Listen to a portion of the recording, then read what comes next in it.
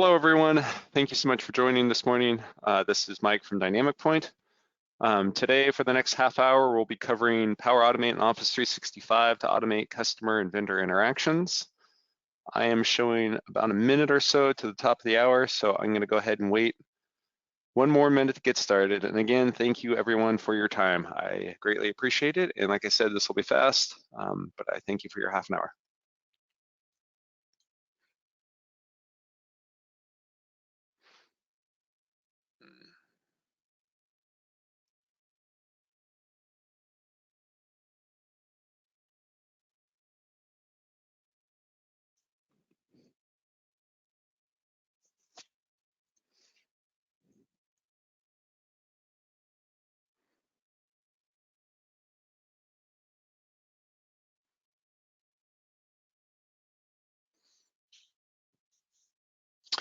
Okay, I'm showing top of the hour, so let's go ahead and get started. Again, my name is Mike, Director of Business Development for Dynamic Point.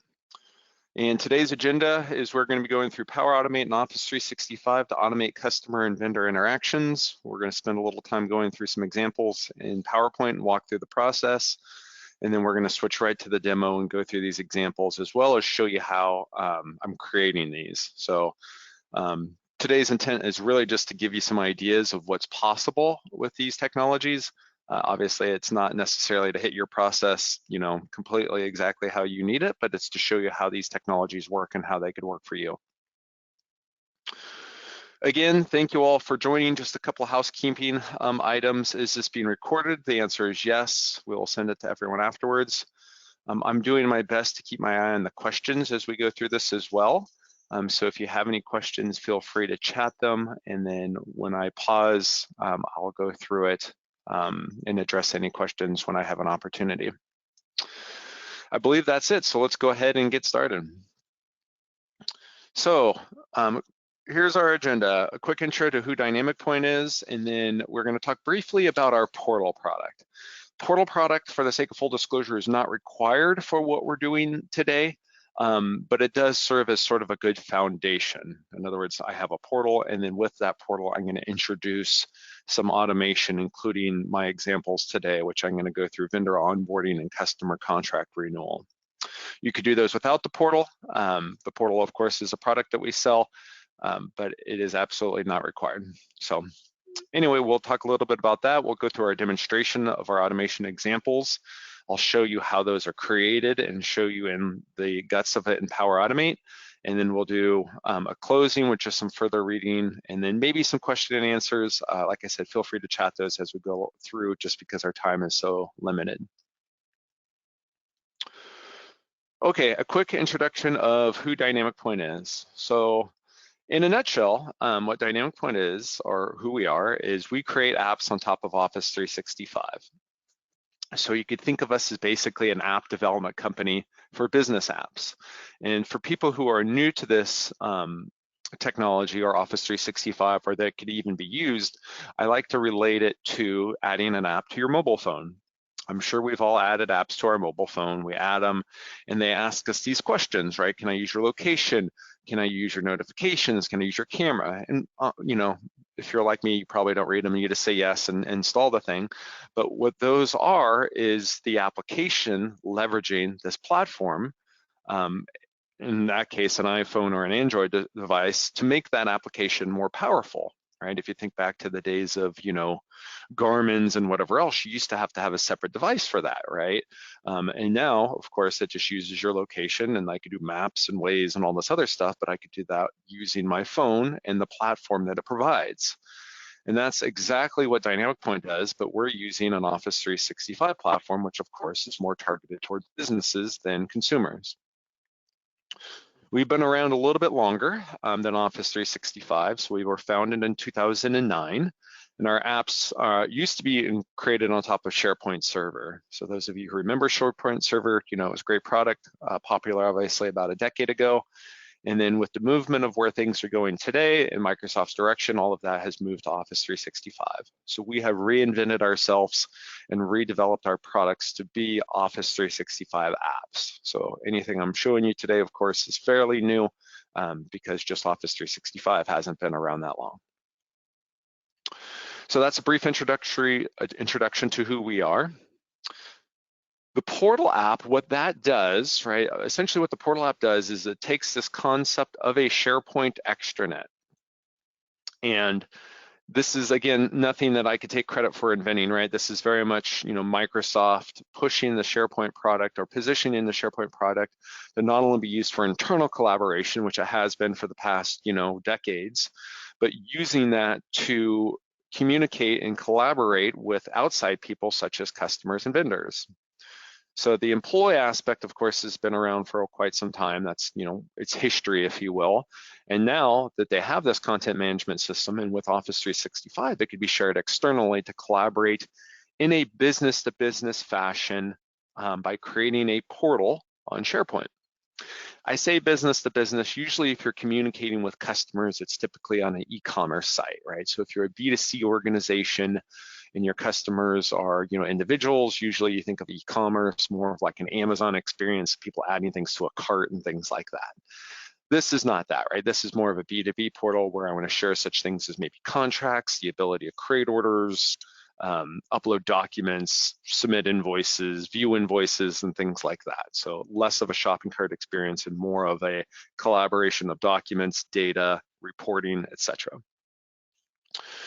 So you take this concept, again, being provided by Microsoft, and what our app is adding to the picture, right? So you add our app to this portal because it allows apps to be added, and it allows us to hook up to data as it exists in other systems, right? So we are using standard integrations with these systems and using a standard by the name of OData to hook up to this data and include that in the portal. So if you think of a customer portal, what would I want to share with customers? Such things as like sales orders, right? Or invoices, or maybe shipping details. What would I want to share with vendors? Such things as purchase orders, vendor invoices, maybe contracts, right?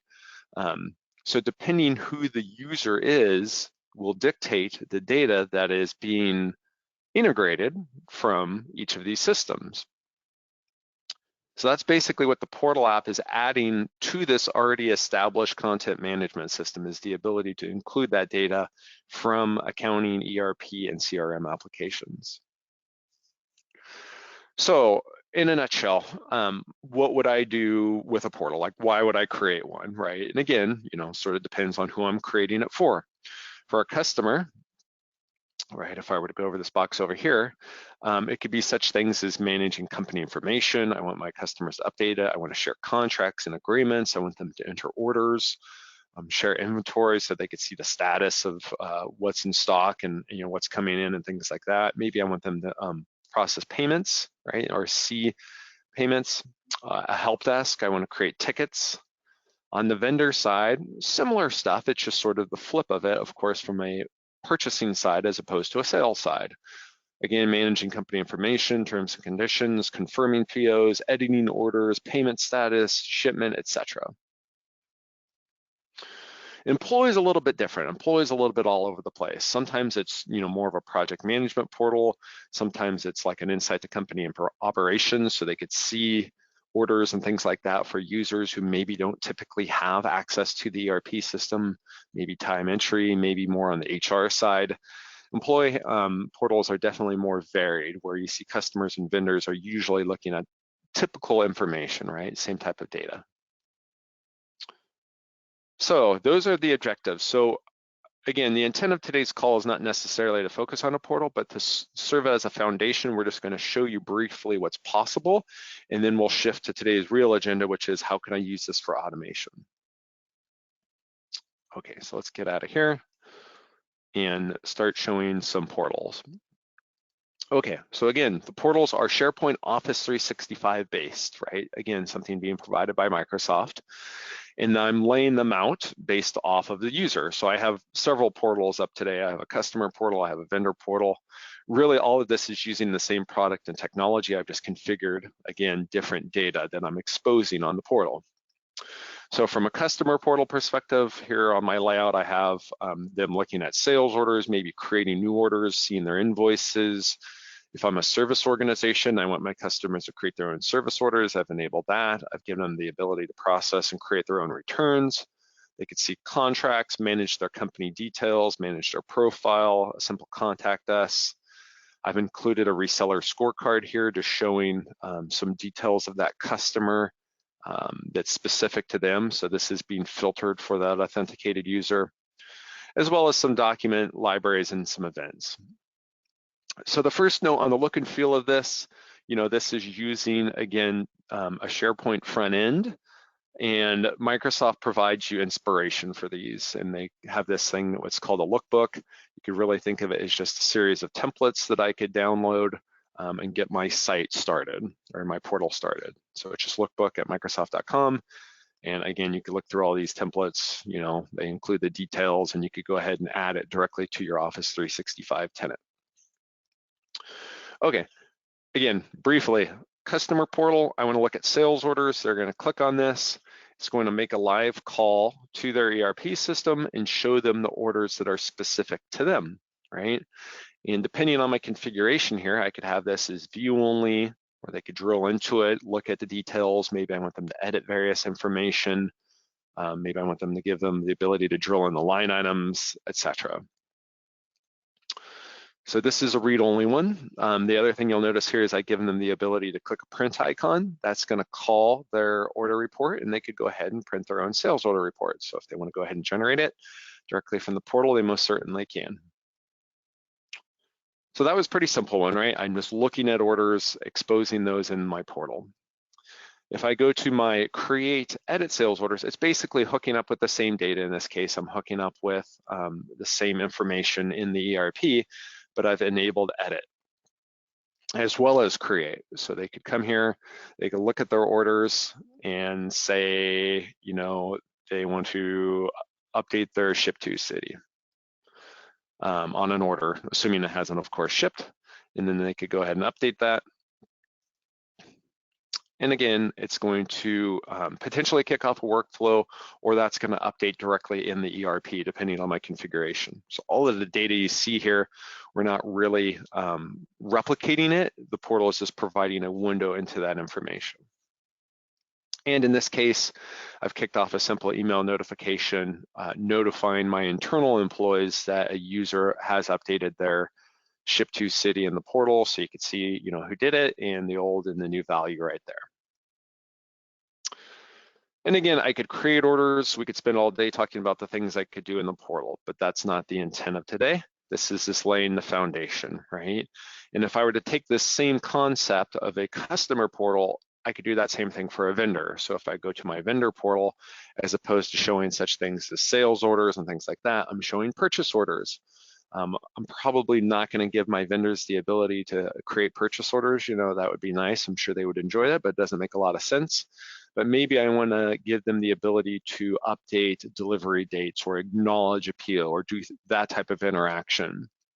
Maybe as opposed to them printing, or me emailing them, I want to give them the ability to print their own POs directly from the portal. So they could go ahead and print those POs right here. Maybe I want them to submit an attachment, right? So for like an RFP, I want them to go ahead and select it and then upload that to the portal and respond to maybe a requisition as opposed to an order. Again, if you saw my notifications pop up there, I did set up a workflow for this, so I am being emailed of any changes occurring in the portal, so I could see that my vendor did change their delivery date, as well as acknowledge that PO. So I can see it's now set to true. So again, just different examples, right? So this is establishing a collaboration point for my customers or vendors to not only include standard SharePoint web parts and things like that, but to include data from my ERP. So I know that was brief, but that is not the intent of today's call. Today's call was we wanted to look at automation. So enough of our portal from a collaboration perspective, and let's start moving on how I could add automation and workflows to that portal or standalone. Again, it's not required. So typically what we see, there's sort of this life cycle, if you will, that starts with, hey, I want to share data with my customers or my vendors. I want them to go see their own information. This whole idea of 24/7 self-service, they don't have to email me or call me. I want to show them the information that's pertinent to them, or generate their own reports. And really, you could think of this foundation as being provided by that portal product. Right now, they could go see their own information. They could go click on their own records. Maybe I want them to give the ability to create orders and do things directly within my ERP. And as I start getting more sophisticated with this portal, as well as Office 365 technologies, right, I have all these things available at my disposal. I start working my way up this value chain, and I introduce such things as workflow as well as business automation. So now, in addition to this 24/7 self-service, I could also take a process that was managed more manually, right, back and forth on email or whatever was going on, and apply workflow to that to automate that business process. So this is where we're going to get fun with workflows and start seeing how we could use these technologies. And the first one we're going to do is a vendor onboarding process. Again, this isn't intended to, say, hey, this is everyone's exact process, but it's intended to showcase what's possible, and I'll show you how I did it, and then hopefully it could get your wheels turning on how you could use these type of things and apply them to what are currently being done as manual business processes within your company. So my workflow, we're going to start off with a vendor request. What that means for me is I'm going to have someone internally say, hey, I want to work with this vendor. And they're going to initiate this request. They're going to put some details of what they want on this vendor. My form's really simple. And then that's going to basically kick off a workflow that sends the vendor an invitation. And on this vendor invitation, I need to collect all this information for this vendor before I do business with them. I want to get some tax forms, the infamous W-9. I want to get that from them. I want to, them to complete whatever they need to do in order for me to work with them. That's going to kick off an approval, right? So, hey, the vendor did their part. Now I need someone internally to review all that information, maybe someone in accounting or purchasing, make sure that information looks correct. And then upon approval, I want to create that vendor, right? So I want to automatically bring that vendor into my ERP. They're ready from an accounting perspective. They've been onboarded. So let's go look at that. So I am going to request a new vendor, and I have a simple form here called Create New Vendor Request. And my form is being, as you can see, hosted by SharePoint, but it is absolutely using Microsoft Forms. So there's no need for it to be in SharePoint. But I created a simple form here for someone in a field, like a manager or someone like that, who wants to work with a new vendor to create. And I kept mine super, super simple. They're going to put in the vendor name and an email of who their contact is at the vendor. And I'm going to put in myself, of course, because I want to get this email. And they're going to hit submit. And again, this is going to kick off that workflow that I just discussed. So it's going to kick off a request going to that vendor for them to complete whatever is required for them to do business with me. So I'm going to open up my email and hopefully, I got it. So I'm going to go ahead and open this up and bring it over so you guys can see it. So the first thing you could tell about this email is it's not just an email, right? It was generated by DocuSign. So what I used was an action on Power Automate, which I'll show you, that calls a DocuSign template. Do I need to do it this way? Absolutely not. Can I say, hey guys, just send me your W-9 and fill out these forms? Yes, you can, right? The power of DocuSign, of course, is in its ability to capture electronic signatures. So I'm going to send this to this proposed vendor and say, hey, please complete this if you want to do business with Dynamic Point. And they're going to click on this link, which is going to bring up, of course, a DocuSign contract that I have created specifically for vendor onboarding. And I've put a couple of fields in here just for the sake of illustration. You could fill all this stuff out. I'm not going to bore anyone with it. I've also included my banking information, so hopefully I could pay these guys at some point, as well as just a simple drop down. What type of company are you? What's your EIN number? And then the real detail is a W-9. And DocuSign is pretty cool because it has templates for these, as well as you could just upload PDFs. And now I could have government forms that are electronic. And they could go ahead and fill all this stuff out. we're an S corporation, they could go ahead and check that, put in their EIN, and then of course, the big power of DocuSign is this aspect right here, the signature. So they could capture all this information and then complete this contract. So the vendor has now, in my, again, quote unquote, simple demo, done their part, right? They've completed this contract. But what I want to do is have this reviewed internally.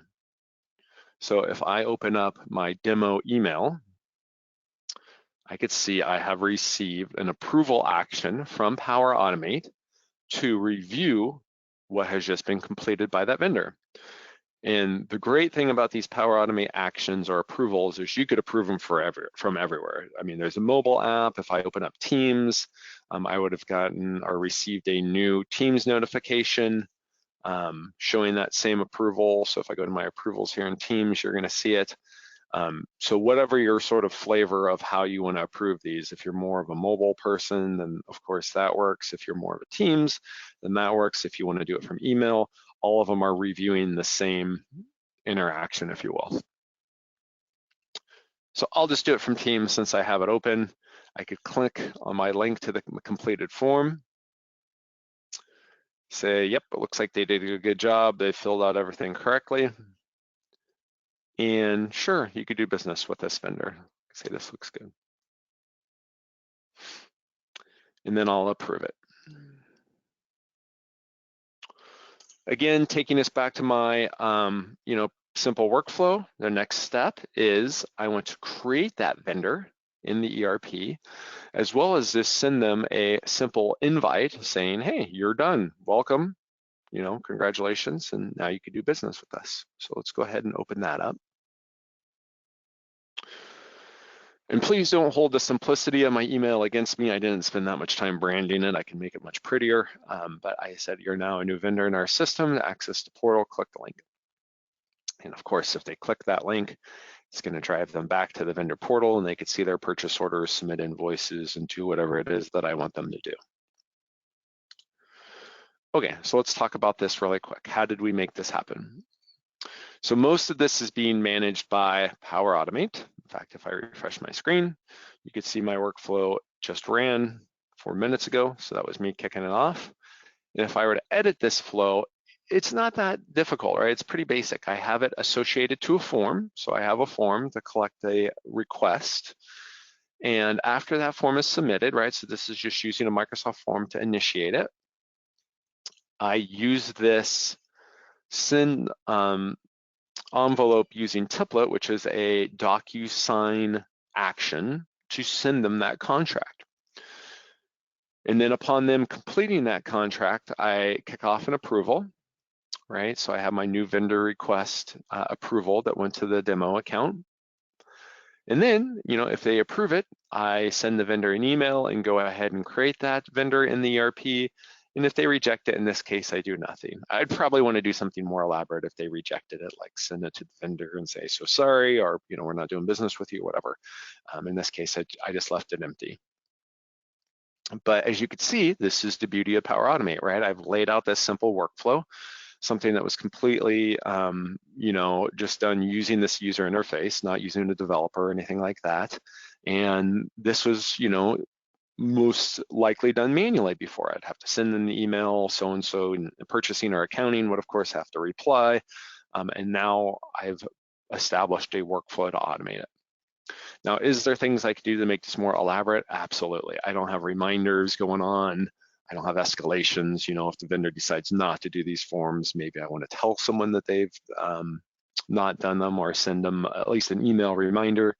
So I, of course, did this really basic. I don't have escalations or notifications, but as you can see, it's a framework that I could build on and then obviously not require labor or manpower to do this, otherwise pretty mundane task.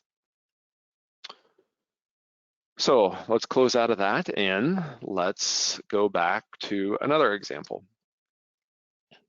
So that was a vendor. Let's apply that same idea to a contract or a renewal process on a customer. So I want my customers to see their contract. I want them to initiate a renewal. And, and obviously, in all honesty, I'm probably sending them reminders saying, hey, your contract's going to expire, but for the sake of simplicity, they're going to initiate it. Again, it's going to go for a review, and then again, it's going to update the ERP with a contract expiration date after managerial approval. So same 3 steps as before, just applied to a customer side. So let's go, we're done with our vendor one. We could close all this good stuff out, and let's go to, oh, I'm sorry, one thing I did fail to show you, all those contracts like the W-9 and everything are being stored in a SharePoint library. So of course I have them there for safekeeping. But let's go look at a customer contract. So here I have contracts on my customer portal. Actually, I have several different methods. I'm going to go ahead and start with this one. When I could look at a contract and I could choose to renew it. Uh-oh, looks like I timed out. I apologize. Helps if I. Let's go ahead and try this again. So I'm going to go to my customer portal. I have contracts here. They're going to look at their various contracts and say, hey, I want to renew this one. And as you can see, I gave them a little notification there saying you're going to receive an email with further information. So they're done here, right? So they saw their contract was expiring. They initiated a renewal. And if I go to my email, as you can see here, again, I've integrated it with DocuSign. Do I need to use DocuSign? No, but in this case, and I'll show you one more if I have time, that I don't use DocuSign. We'll see if I have a few minutes here, but this is again showing now a customer contract in which they could assign and approve it. And then it's going to, again, kick off an internal review process. So we can walk through that really quick. So here is my completed contract. And then here is my request from an internal perspective to review what was just completed. And after reviewing this contract, they could say it looks good or not.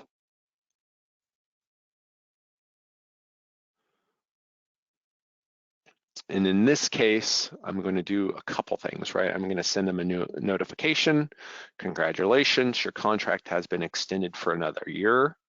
If I look at my contracts, if you guys keep your eyes on the expiration date, today is again March 22nd, so I would expect to have one of them. If I refresh my screen here and get the latest from the ERP, I would expect to have one expiration a year from now. So it looks like this guy right here is the one I renewed. The prepaid contract hardware is now March 22, 2023. So after the end of the workflow, it updated the expiration date in the ERP. So as promised, if I have a couple minutes here, if I want to look at that same idea, but I don't want to use DocuSign, I could use a simple form technology, Microsoft Form. Again, I'm looking at contracts. I'm going to initiate a renewal, but this renewal is not going to use a DocuSign contract. It's going to kick off a workflow again. So here, thank you for initiating your request to renew the contract. But this form, I have just simple Microsoft Forms. How's your experience been? What would you like to do? I'm going to renew it. And how long would you like to renew it for? We'll put the 29th or something, and then we'll submit it. Again, upon a completion of this one, it follows the same workflow as the last one, right? So I would also get an email notification that it has been renewed. And then if I refresh my contracts here, you'll see it updated. So let's go back to the PowerPoint.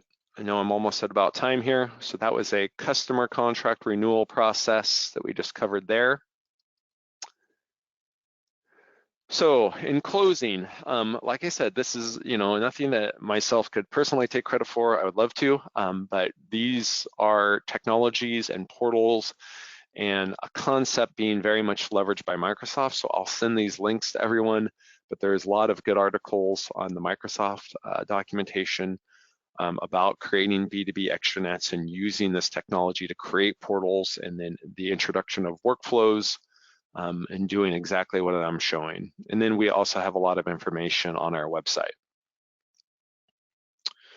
So it looks like I am at the top of the hour. I know that flew by, but thank you everyone for joining and giving me a half an hour of your time. Again, I'll send this out. Here's my contact information if you have any questions. Otherwise, I wish everyone a great day, and thanks again. Bye now and take care.